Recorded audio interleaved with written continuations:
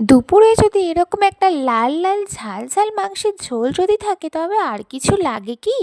আরে দাঁড়াও দাঁড়াও, রেসিপিটা তো শুনে যাও। মাংসের মধ্যে টক দই, সর্ষের তেল দিয়ে ম্যারিনেট করে 1 ঘন্টা রেখে দিতে হবে।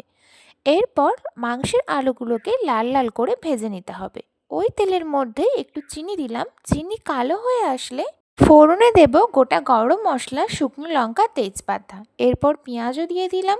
এদিকে একটা বাটিতে 4 চামচ আদা রসুন বাটা, 2 চামচ লঙ্কা গুঁড়ো, 1.5 চামচ হলুদ গুঁড়ো দিয়ে একটা মশলা করে নিলাম।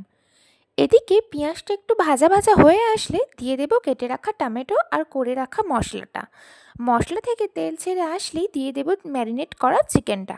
এরপর ভালো করে ধলাই সেলাই করার পরে কয়েকটি চেরা কাঁচা লঙ্কা, পরিমাণ মতো নুন আর মিট মশলা দিয়ে আবারও ভালো করে নাড়াচাড়া করব। তারপর মাংস থেকে তেল ছেড়ে আসলে ভেজে রাখা আলু আর পরিমাণ মতন জল দিয়ে মাংসটাকে ফুটতে দেব। এরপর যখন দেখবে ঝোল গাঢ় হয়ে এসছে, ব্যাস গরম মশলা দিয়ে নামাও। কেমন হয়েছে জানাতে